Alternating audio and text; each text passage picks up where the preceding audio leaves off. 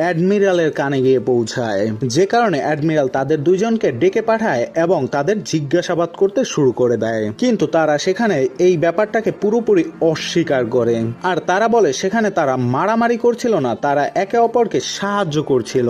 যে কথা শুনে অ্যাডমিরাল সকলকে চলে যেতে বলে এবং অ্যালেক্সকে কিছু কথা শোনার জন্য দাঁড়াতে বলে। অ্যালেক্সকে বলে তারা মারামারির বিষয়টা যতই এড়িয়ে যাক না কেন, এই মহড়া থেকে ফিরে আসার পরই তাকে বহিষ্কার করে দেওয়া হবে। তো আমরা এরপরে দেখতে পারি নৌবাহিনীরা তাদের সামুদ্রিক মহড়ার জন্য বেরিয়ে পড়েছে, যেখানে ইউএস স্যামসন নামে একটি জাহাজের নেতৃত্ব দিচ্ছিল ক্যাপ্টেন স্টোন হপার এবং ইউএস জন পুল জনসন নামের একটি জাহাজের নেতৃত্ব দিচ্ছিল অ্যালেক্স। অপরদিকে আমাদের সামান্থাকে দেখানো হয় যে একটি ফিজিওথেরাপি সেন্টারে ছিল, যেখানে একজন এক্স আর্মি অফিসার মিক যুদ্ধের সময় তার দুইটি পা হারিয়ে ফেলার কারণে তাকে রোবোটিক দুইটি পা লাগিয়ে দেওয়া হয়, যেটা নিয়ে সে খুব ডিপ্রেশনে ছিল।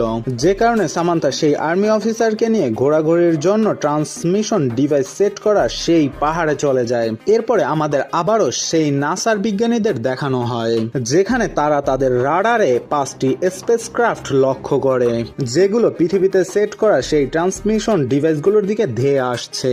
যে কারণে বিজ্ঞানীরা মনে করে 2006 সালে প্ল্যানেট জি এর উদ্দেশ্যে তারা যে একটি সিগন্যাল পাঠিয়েছিল, সেই সিগন্যালকে ট্র্যাক করে এলিয়েনরা পৃথিবীতে আসতে চলেছে।